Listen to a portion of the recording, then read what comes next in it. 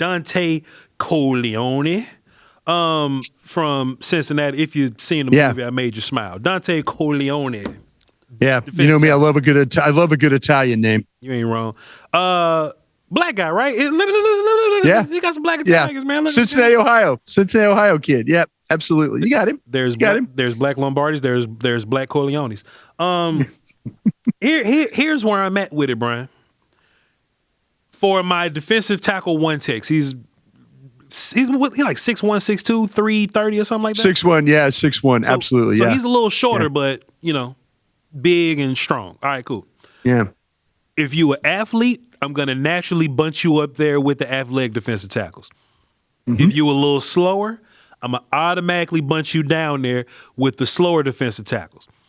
Mm-hmm. The issue is there's a large gap between the athletic defensive tackles and the slower. If you're an athletic defensive tackle, you could be like Tyleik Williams and going round one. Mm-hmm. If not, you could be like Quentin Bohanna or something going round 7. Like that's just it. Like Quentin Bohanna went when the 7th round. Our D tackle from Arkansas, the Cowboys drafted, but he went to the Saints. He was drafted in the 7th round. Jay Toe is a 7th round guy. If you a defensive tackle, you either going if you a one tech nose defensive tackle, you either going early because you special or you going late because you a 2-down player. Brian, I think our guy Corleone is a 2-down player. That's okay. That's okay because you need those guys. This the problem. I know he's strong, Brian. Yeah. I know he's strong because I seen him being strong. But he get a little high, man. He want them knee bend carries. Yeah. You know what I'm saying? So he gets he's kind of tall in his stance. I've seen him punch the hell out of people. I know he's strong because I've seen him punch people in their neck snap. But the lower body's standing up. So the drive don't always get there. One thing from my one-tech defensive tackles I need from you, Brian, is don't get turned. He get turned a whole lot, Brian Bros. And I don't know if it's because he's trying to chase the football, he get turned. He's identifying something in the backfield. But Brian, he gets turned a little bit. I don't think he has pass rush moves to him. He's a cool bull rushing pocket pusher. But pass rush, he ain't really doing it for you. He's really a first, second down, run stopping, I'm big as hell guy. Great extension, though. I will say that. When he punches and gets some extension, I think he's really good at that. I want to see him do something after he after he stacks and extends the hell out of somebody. I want to see him pull some cloth and get rid of those guys. I want to see him incorporate a swim or a rip or something. Brian, I'm not that high on him. Honestly, I think Corleone was a little better last year than he was this year.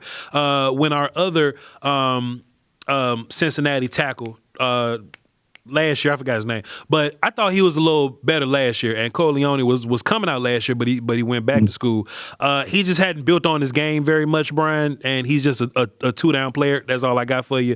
I got him in the 4th right now with Dominic Orange because they're the same type of dudes. But if he's a 4th on my board, that means that they could possibly keep falling. They may be drafted in the 7th or something.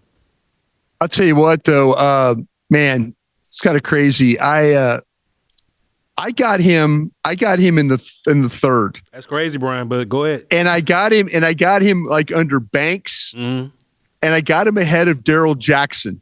I haven't seen Darrell Jackson. Okay. From Florida State. Okay. And I got him ahead of Orange is who I've got him at.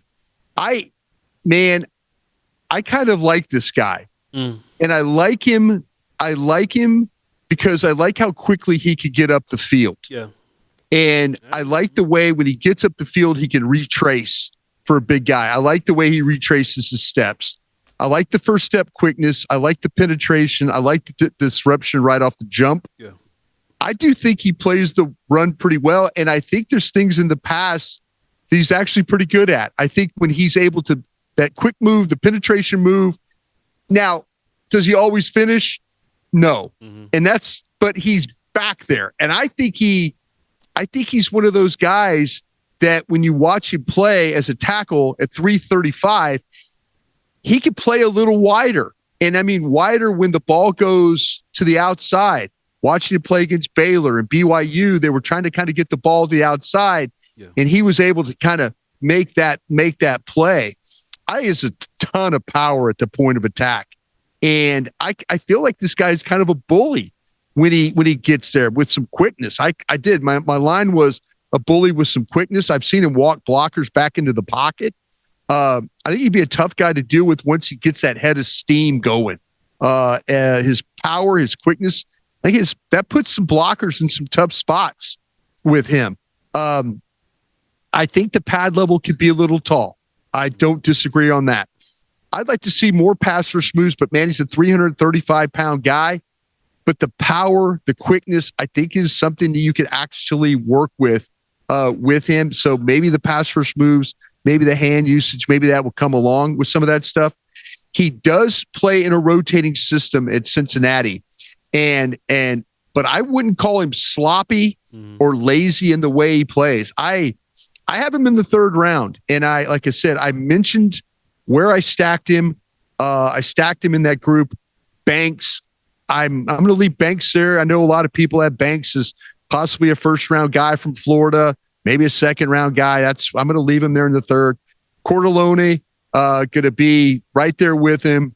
Darrell Jackson, Florida State, and then our guy Orange. I've got all those guys in the third round. Well, Brian, you have a very acquired taste in your one text there, you know what I mean? So I ain't really gonna get on to you too bad. I mean, we're just a round apart. You know, you have a 3 on him. I got a 4 on him as it stands, but that means he probably gonna go in the 6th or the 7th or something like that. Oh no. If you, I do my taste with this. I just remember the guy, like I say, watching him at the East-West game, and I'm not letting that totally influence me, but just watching the way he played and then watching the Cincinnati tape. Yeah. And I'm like, in Baylor and BYU, and I'm thinking BYU with kind of a bigger offensive line, and the way he was able to kind of push those guys around, it got my attention. And I think, listen, you're absolutely right. He could go where you have him because it seems like to me, we've got a good group of these one technique defensive tackles. Yeah. And maybe somebody will say, well, I don't like him as much as I like Jackson or Orange or Hunter. Yeah. I don't think he's in the range with McDonald, Miller, Hunter, those guys. Yeah. But I'll tell you what, man, that first step quickness, the power, I'm going to leave him there in the third and hope somebody has the same vision that I have for the player. So, Brian, this is the first time we're going to play this game, so just get ready for me. Yeah. Corleone or Keith Abney? Who you drafting first? Taking Abney. Cornerback from Arizona State. Arizona State. Corleone or Ramsey from USC? Ramsey, USC. Corleone or J.C. Davis, the tackle from Illinois? I'm going to take Corleone. So you got a late 3 on him, like a later 3, like a 139 on him. I do. Okay. I do. Brian, I think we're gonna keep watching players, and I think Corleone gonna keep dropping down your damn board. Hey, you know what? You made a point now. Yeah. You made a point where I am going to. He's stuck. It's like when Chris Hall that time when Tony Romo was on the board, and they kept wanting to drop Tony Romo out of the 5th round. Yeah. And Chris Hall says, you MFers aren't dropping him down that board. Don't put him in the 5th round there and then start dropping him down to priority free agent guy. He wouldn't let him do it. Yeah. I am not letting you shame me into that fine Cincinnati, Ohio native. I'm not letting you shame to drop him down in the 6th round. And you're sitting there, Corleone or Overton from Alabama. I'm just asking you proper questions. How about this? Jacoby Lane, the wide receiver from USC, or Corleone? Oh God. I'm gonna take Corleone. Man, you mad, Brian? You lying to yourself, man. That man's a 4th round defensive tackle. No, he's not. He's not. That guy plays with power. He does. He plays with power. Sure. He could redirect. He plays wider than he's 335 pounds. Sure is. Yeah, he's a hard guy to move, and he gets up the field, redirection. Come on, man. What tape you watching? He about to be what a powerful 2-down day 3 player is what he about to be.